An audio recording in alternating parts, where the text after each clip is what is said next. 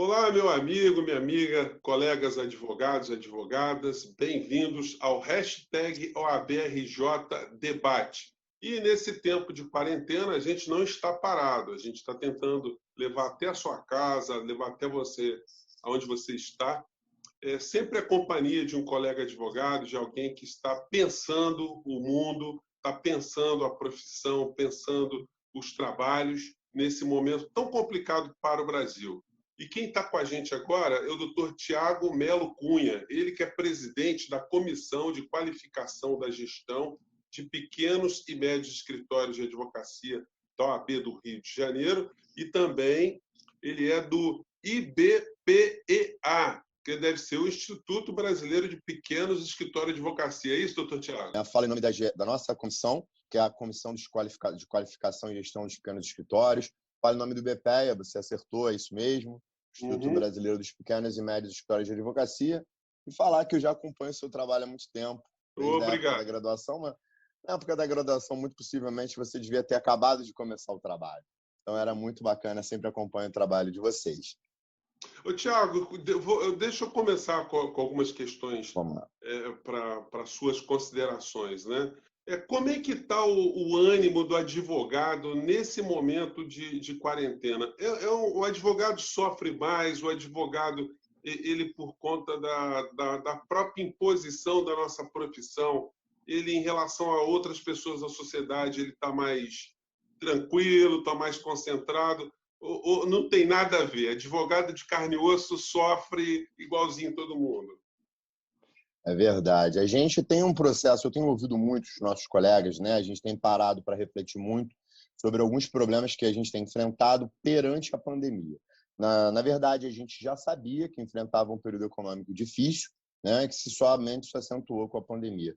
Mas você imagine também que o advogado ele sempre tenta tirar força de onde não se vê, né? A gente sempre sai da premissa que a vitória tem que estar adiante para a gente continuar tendo forças para poder buscá-la. Então, na verdade, a gente tem, sim, a preocupação com os nossos familiares, a preocupação com os nossos colegas, a preocupação com todo o entorno que hoje envolve as questões referentes ao momento histórico que a gente está vivendo. Mas a advocacia, eu faço um convite para algumas reflexões nesse nosso bate-papo, tá? Se você me permitir. Claro, E uma delas... dentre as reflexões que a gente tem feito, é que a advocacia hoje ela não parou de trabalhar a rigor.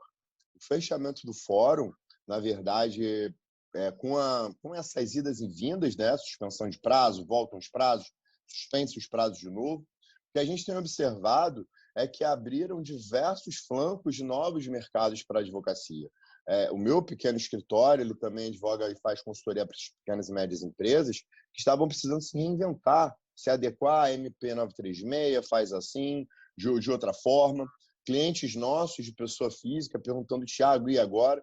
Então, na verdade, o momento sim é de crise, a gente sabe disso, mas é um momento onde poucas vezes teve tanto trabalho reunido para a gente começar a semear. Não sei se você percebe esse movimento, a gente tem que ter um estudo diário, um acompanhamento diário dos processos legislativos, dos processos presidenciais. Todos os chefes executivos, né, estão tentando, de uma medida ou de outra, editar algum comando normativo, mas que impacta na nossa vida. Então, você percebe que o advogado não parou de trabalhar. Ele não parou, só que agora ele está desenvolvendo, muitas das vezes, os aspectos consultivos. Muitos dos colegas têm tentado desenvolver a questão de uma programação de educação continuada, um programa, pessoas já se habilitando, apesar da ausência de recursos, isso é uma questão séria, mas tentando desenvolver e tentando se reinventar. Esses obstáculos têm acontecido muito para a gente tentar se reinventar.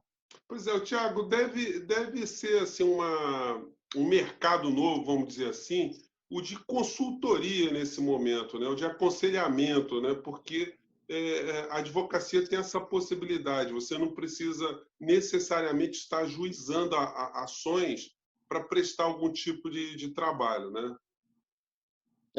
Assim, na verdade, muitas das consultorias, a gente sempre tenta fazer adequação sobre os nossos limites impostos pelo Código de Ética, né? Então, a gente vai fazer a publicidade, propaganda e informação adequada, para que a gente consiga entregar para o cliente, não instigar o litígio, mas entregar as informações necessárias. Então, seja desde o cliente, onde você tem, né, Júnior, a questão da habilitação da pessoa dos R$ 600 do governo, do benefício do governo. Então, é uma possibilidade do advogado sempre ser visto e ter um ato solidário para poder auxiliar as pessoas nessas orientações, como as pequenas e médias empresas que necessitam das nossas orientações, professores que estão na dúvida, né, da rede municipal, da rede estadual, se eles vão se aposentar com essa... Ô, Thiago, o tempo está contando para a minha aposentadoria, não está contando? Como isso se dá? Professores da rede privada, Thiago, como é que eu posso me aconselhar em relação ao trabalho? Tirei férias, tenho benefício, quanto tempo eu recebo? Uma das coisas que a gente percebe é que pode ser que a receita não esteja vindo agora, mas é o momento da gente arrumar a casa, pensando, e aí eu falo agora pela minha própria comissão, tá, Júnior? Que é a questão dos elementos de gestão. Se em algum momento na nossa história a gente pecou e não implantar ferramentas básicas de gestão, pode ser que a gente esteja colhendo algum fruto, mas não é o desespero. A advocacia ela é feita de erros e acertos. Não há quem diga que não errou no processo do crescimento dentro da advocacia como profissional. Seja você como profissional, seja você como gestor de um escritório. Então, se a gente não fez em algum momento, o momento é para a gente refletir quais são as ferramentas básicas de gestão que vão me auxiliar. A partir disso, eu tenho que ter uma reflexão crítica para um olhar do mercado, um olhar social, um olhar econômico também, para onde as coisas estão indo. A gente, né, Júnior, tem os nossos colegas que têm como mote no seu objeto da sua unidade de organização produtiva, né, do seu pequeno escritório, ser audiencista, né? Ele está com uma dificuldade, fechamento do fórum, como isso está se dando. Então, na verdade, agora, com esse obstáculo, ele vai ter que reinventar, e ali está vindo um grande aprendizado, né? Todo aprendizado tem um custo, mas esse custo tem que ser pensado como um aprendizado investido, porque muitos de nós, por vezes, colocamos toda a nossa a atuação, a operação do nosso escritório voltada para um único cliente ou para um único segmento. Então, olha quanta coisa a gente está aprendendo. A gente tem que se reinventar, né? Sim. O advogado hoje, ele necessariamente ele acaba tendo que ficar mais vinculado à tecnologia, né, doutor Tiago? Ele tem que estar mais dentro dessa readequação.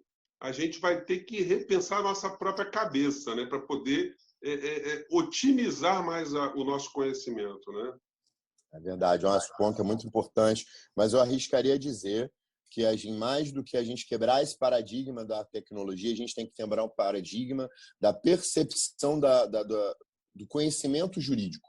A gente está na graduação sempre refletindo sobre aspectos de direito material e direito processual. A gente poucas vezes é instado a fazer reflexões sobre economia, sobre desenvolvimento social local. A gente poucas vezes criam sinapses na gente de percepção de outros olhares para a gente estruturar o desenvolvimento do nosso mistério principal, que é o exercício da advocacia. O olhar da tecnologia está chegando. De fato, existem amigos que usam duas expressões. Uma, olha, Thiago, a tecnologia, o avanço não dá para segurar. E outros falam, olha, o que não dá para segurar é a morte. O que eu percebo nesse meio termo é a gente entender o seguinte: a tecnologia vai avançar, mas que a gente consiga segurá-la a ponto dela para que ela entre no mercado de forma que não viole nenhum direito existencial, nenhum direito processual, nenhum direito constitucional, e ao mesmo tempo que não fira o desenvolvimento das pequenas e médias bancas como a advocacia, né, Júnior? Porque vai acontecer as audiências não presenciais, ótimo. Imagina agora se na nossa gravação, no nosso bate-papo, meu sistema de internet ficar ruim. Isso é uma realidade que a gente vai ter que se ambientar. E está sendo muito da noite para o dia. É evidente. Então, essas duas percepções que a tecnologia ela está posta, a gente já sentiu isso na época do peticionamento eletrônico. Você recorda que a gente teve gente agora, peticionamento eletrônico. O que a gente não pode, a OAB sempre fez um trabalho muito ao encontro disso, é evitar a exclusão digital dos nossos colegas que não se ambientam com isso, né? Perfeito. Só que eu acho também que a gente não pode deixar só essa tarefa ou para a OAB ou para os outros. A gente tem que se reunir e se ajudar. né? Quebrar aquele paradigma de que nós somos adversários, nós não somos, nós podemos ser colegas, inclusive ser parceiros comerciais e ajudar um ao outro, porque alguns colegas vão ter dificuldade no desenvolvimento de uma audiência não presencial, né? Tiago, eu não sei se você vai concordar comigo, mas o que eu estou percebendo é que depois dessa onda toda que nós estamos vivendo no Brasil, de confusões econômicas, nós vamos ter uma necessidade de advogados no Brasil como nunca se teve, né?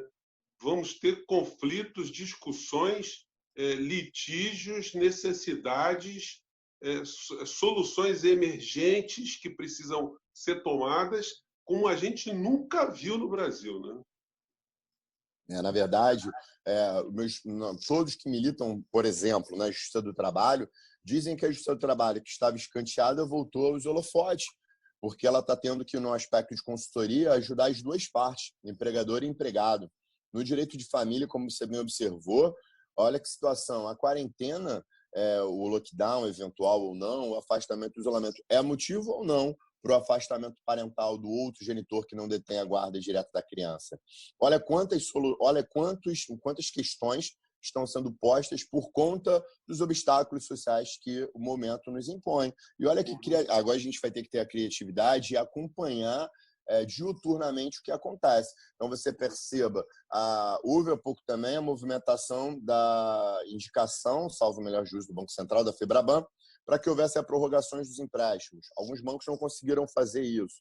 Olha, novas demandas sendo abertas, né? Então, assim, a gente tem uma gama de possibilidades. Eu gostaria muito que essas possibilidades pudessem ser desenvolvidas sempre no campo da solução alternativa do conflito. Por quê? Porque é melhor para todo mundo, né? Mas, se não for o caso, trabalho, eu tenho essa crença, tá, Júnior? Não é, e é calcada no que a gente tem refletido sobre economia. Momentos difíceis podem vir, mas a gente terá demanda na advocacia para a gente fazer esses enfrentamentos futuros. Isso é certo. Sim, a gente vai ter muita demanda, certamente, na área do consumidor também, né? Prestação de serviços públicos, planos de saúde, tarifas. Enfim, eu estou vendo assim, o advogado ele pode estar sofrendo muito agora, mas como você bem salientou, nunca nossa profissão será tão valorizada e tão procurada como esse momento. E graças a Deus que nós temos essa possibilidade no Brasil do advogado prestar esse serviço à democracia, vamos dizer assim, né? Dentro desse foco que você estava levantando, de ser um agente compreendedor das relações econômicas que atingem o cidadão, né, no final da linha, né? No movimento da gente se auto-organizar, da gente se legitimar, da gente tomar partido para esse protagonismo, né, Júnior? É muito importante que a gente perceba que a maior parte da população fluminense vai ser atendida pelas pequenas e médias bancas. A gente tem dificuldade, então pessoas em grupo de risco, né, servidores públicos, setores administrativos têm que voltar a trabalhar, já consultam um advogado. O momento da exposição, da relação de confiança entre os clientes e o advogado está sendo posto agora. Então, eu gostaria muito de sempre ter uma fala positiva, porque a gente tem que ter essa força para caminhar, né? Isso é indispensável, de que, olha, não se abata com isso, vá à frente e se esteja presente para as demandas, para as consultorias que estão sendo apresentadas. Ali, Júnior, eu acredito que seja um movimento até de semeadura para o futuro. A gente está sendo visto pelos nossos vizinhos, colegas, clientes, que precisam da gente, precisam da nossa orientação. E isso, invariavelmente, vai retornar para a gente como futuramente um cliente com que a gente vai poder administrar a justiça da melhor forma. Tiago, o momento agora é do advogado estudar também, né? Aproveitar a quarentena, estudar e já antevendo os tipos de situações que virão no futuro, de repente algumas situações não usuais. Então, o advogado mais antenado, ele vai partir lá na frente, quando os serviços de advocacia forem requisitados, ele vai estar numa situação mais confortável para enfrentar esses desafios, né? Assim, eu vou fazer uma sardinha, eu vou puxar uma sardinha para a nossa comissão e nossa escola de gestão. A gente teve a aula inaugural agora, nessa semana, com o presidente Luciano Bandeira, com o secretário-geral Álvaro Quintão, com a Silvia Correia, secretária-geral da nossa comissão, e com a presidente da OAB Bangu, a Claudete, onde a gente lançou a escola de gestão. E a escola de gestão, Júnior, se você me permite até essa fala, claro. é um projeto que ele não só ele é inovador na sensibilidade que a atual diretoria teve de entender que nós, pequenos escritórios de advocacia, pequenos e médios, precisamos de alguns cuidados específicos, né? Todos os advogados, de modo geral, a gente tem alguns tratamentos que são uniformizados para todos os advogados. Só que a gente não consegue atingir uma igualdade tratando os desiguais de forma igual. Sim. Então, primeiramente, a gente perceber que os advogados pequenos e médios são corporificados de uma forma diferente e, dentre eles, observar as fragilidades que tivemos na nossa formação acadêmica, como a ausência de elementos de gestão.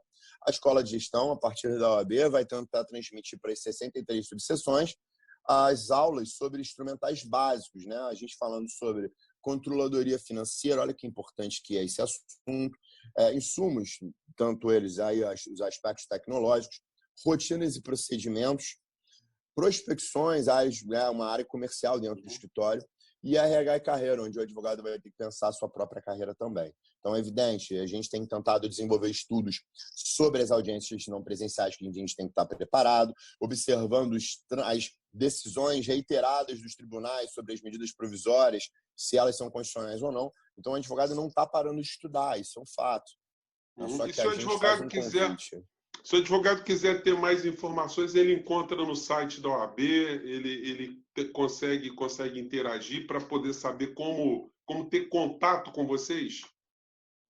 Sim, Júnior, olha só. Em relação à nossa aula inaugural foi com a subseção de Bangu, então a gente vai ter um e-mail de Bangu, posso ceder o e-mail para a subseção de Bangu, né? Vou te dizer aqui que eu já anotei, mas ainda assim, o que é importante? Todo mundo pode se vincular. Os presidentes das subseções vão procurar o nosso vice-presidente da comissão, o nosso querido Cláudio Goulart, onde ele vai passar as informações das agendas da escola de gestão.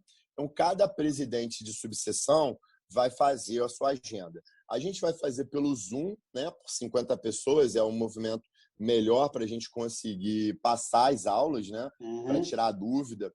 Cada subseção vai ter uma aula própria, porque a gente vai tentar refletir um pouco a localidade. Então, como a gente conversou com o Bangu, nós temos o maior complexo penitenciário do Brasil, que é o de Jericinó. Então, é muito importante que uma análise crítica econômica sobre como o advogado de Bangu pode se dar a partir dali.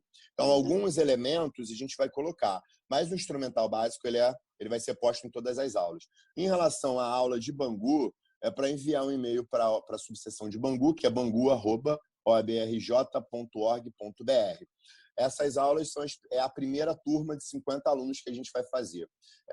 E cada subseção vai apresentar, como a seccional também, vai apresentar os e-mails, vai divulgar os agendamentos das aulas para as pessoas se habilitarem e a gente participar e construir juntos aí novas possibilidades. Doutor Tiago, para terminar, que palavras o senhor daria para o advogado nesse momento? Olha, atribui essa fase à pessoa, não sei se é do Fernando Pessoa, tá? Mas o caminho se faz caminhando. Então, a gente não pode parar. Vamos seguir em frente com determinação, perseverança e resiliência. Isso vai passar e a gente vai ter momentos melhores. Doutor Tiago Melo Cunha, presidente da Comissão de Qualificação da Gestão de Pequenos e Médios Escritórios de Advocacia da OAB do Rio de Janeiro. Muito obrigado pela sua participação aqui no nosso hashtag OABRJ Debate. E você, colega advogado, colega advogada, se quiser entrar em contato com a gente, nossos endereços, nossos contatos estão todos disponibilizados aqui no nosso programa. Eu fico por aqui, doutor Tiago, mais uma vez, um grande abraço e até o nosso próximo encontro. E se cuide, hein, porque a Covid não está para brincadeira, né? Um abraço.